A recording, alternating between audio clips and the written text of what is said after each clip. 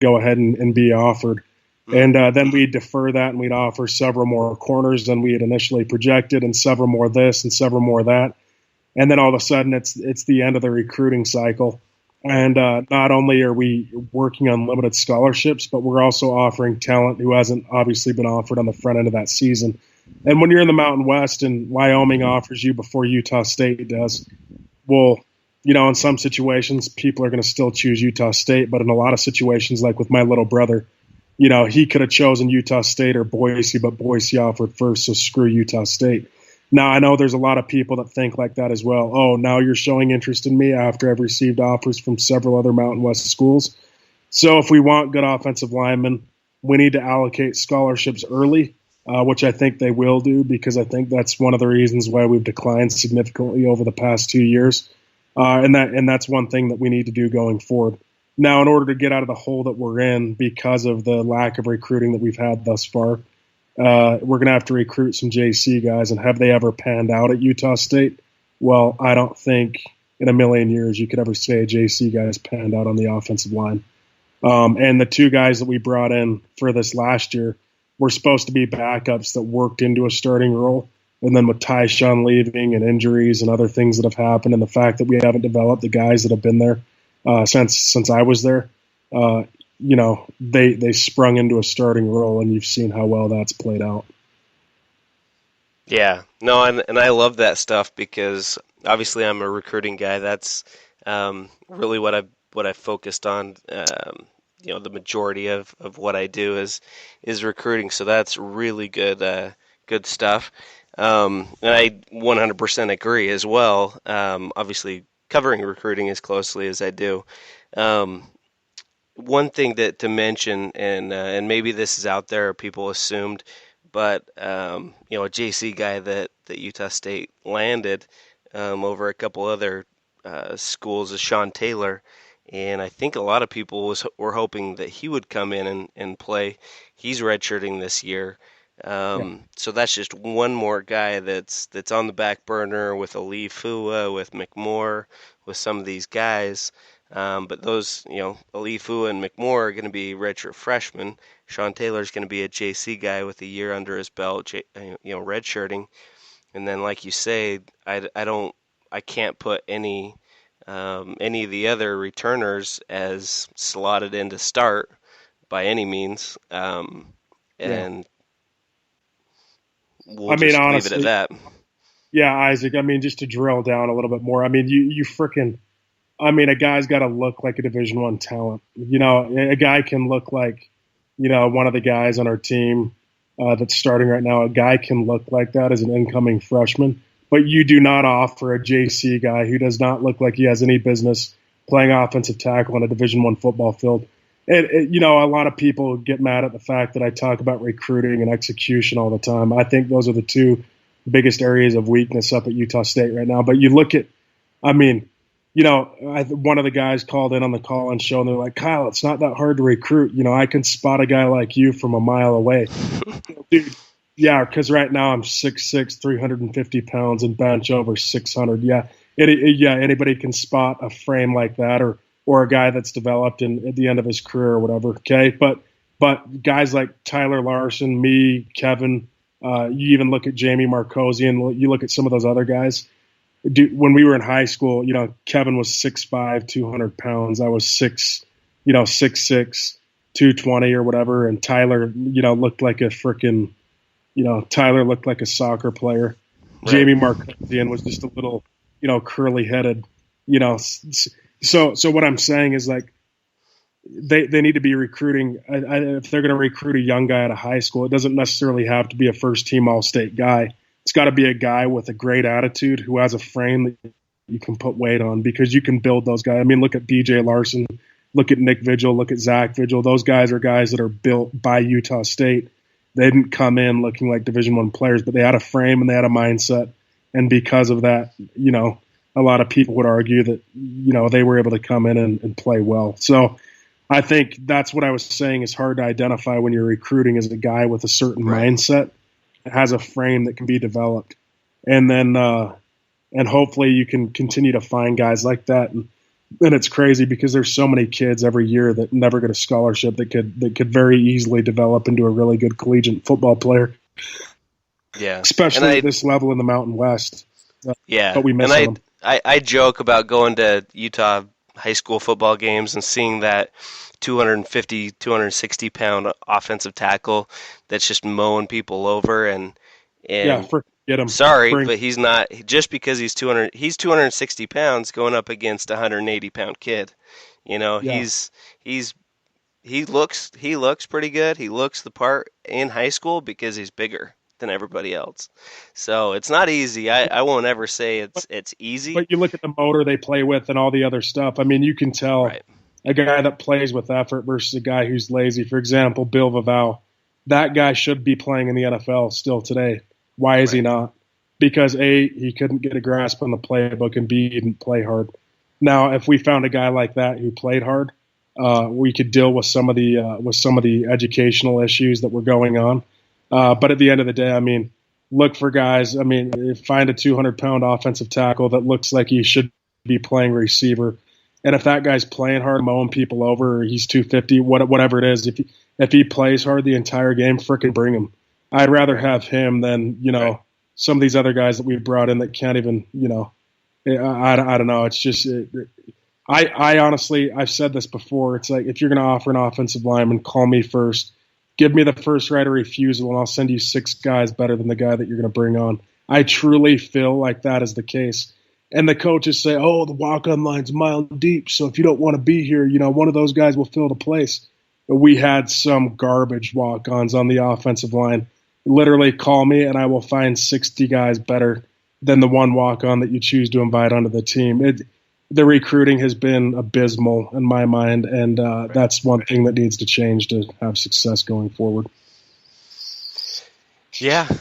I mean, I think like I say, I don't have to keep tooting my own horn, but yeah, it's been a decline, and it's been a sharp, painful decline when you don't have the numbers or the talent or the size. And I don't say size as in everyone has to be 330, right? I'm not saying they don't even have to be 300. I would take a guy that's 280. There's plenty of offensive linemen that play 280, 290, and they can get the job done a lot better than that guy that's 330 pounds. So yeah. So I don't know. We don't need to rehash that over and over and over, but definitely, I guess leading into the next question then is that approach, whether it's recruiting, whether it's JC guys, that kind of thing, even coaching staff. What do you think about the so-called long-term approach? Because that's kind of another thing that I've been banging on the table about. Is you bring in a guy, an offensive coordinator that that is only going to be here a year or 2 years. You bring in some coaches that aren't going to be here long term. You bring in JC guys that may not even qualify, or sign guys, and I don't really see the long term approach. Is that kind of what you're saying as well, or? Yeah, I haven't put a ton of thought into this yet, but you think about it, it's like, each one of those coaches that are brought onto the staff, and we've had high turnover at the assistant spot.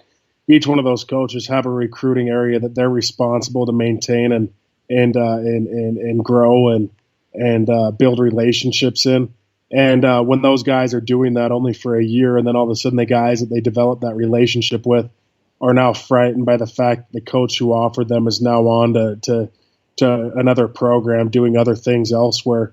Well, a lot of times it's funny because the relationships those coaches form and develop go with them to that new university. So Utah State's already in a bad situation because they've got to reach out and try to, create a relationship from nothing, right? Because the coach who created that is now gone, but then also compete against the coach that was recruiting them while they were at Utah State, while they're being recruited from elsewhere. So it's a double whammy. I think it's hard to secure those commitments when that's happening. I think that's probably why he's gone out and, got some of those guys, like Canales and those guys who love to be back with their alma mater. Yeah, and Coach Frank. because they want to be here for the long run, and those guys can really help secure some commitments from, guys that, will want to commit the following year because they're still there. But the tough part is, Isaac, considering the fact that we're 1-5 in Mountain West play right now. Now you're hoping that these guys are such good salesmen, they can get people to buy into the vision like Coach Anderson was able to when Utah State was garbage. Right. So that these guys come in and get on and win games. So, yeah, and going along with that, it really hurts recruiting when you're changing assistants all the time. Yeah. Like a coach like Coach Farmer. Coach Farmer doesn't have any contacts in Arizona. I mean, he technically his part of his recruiting area is Arizona, and even we'll throw in even part of Utah or whatever. He's never recruited Arizona. He's never recruited Utah. He's never recruited some of these areas at San Diego where he's expected to go and all of a sudden pull these great recruits out of. So he's behind the 8 ball. Now I'm hearing that coaches are even, I don't know if they're literally telling recruits this or recruits' parents or anything, but basically recruits and their parents have the feeling that, you know what, they don't even have enough time to spend recruiting, let alone anything else, offer my son when they're trying to get the ship righted right now. They're coaching for their jobs, and they're coaching to get to a bowl game, and they're not even spending as much time recruiting. That's scary. That's a really, really scary thing when you think about the long-term approach and the long-term well-being of this program. That's something that freaks me out as a fan and as somebody who covers the Aggies. So it's I don't know if you have an opinion about that, and then we'll move on to another topic. But yeah, I mean, yeah, everything you said is right on. I mean, because those guys are, they're over. Maybe right now at this point in the season, if they lose one more game, maybe they're more focused on, getting out and recruiting hard because they know that a bowl game isn't necessarily an option, so they can get out and do a little bit more of that. And I think also that they're not really on that big of a hot seat at this point. So right. So they might, the AD might be telling them, okay, you guys have another year, kind of to get things right. So don't feel that pressure and get out and, do the best job you can possible. But I think that they're right. I mean, so it's tough. I mean, I don't know. I keep saying it's tough, but in my mind, I'm thinking it can't be that difficult to find a guy who's not being recruited, who has a frame, who plays hard. I mean, you can right. see that's easy.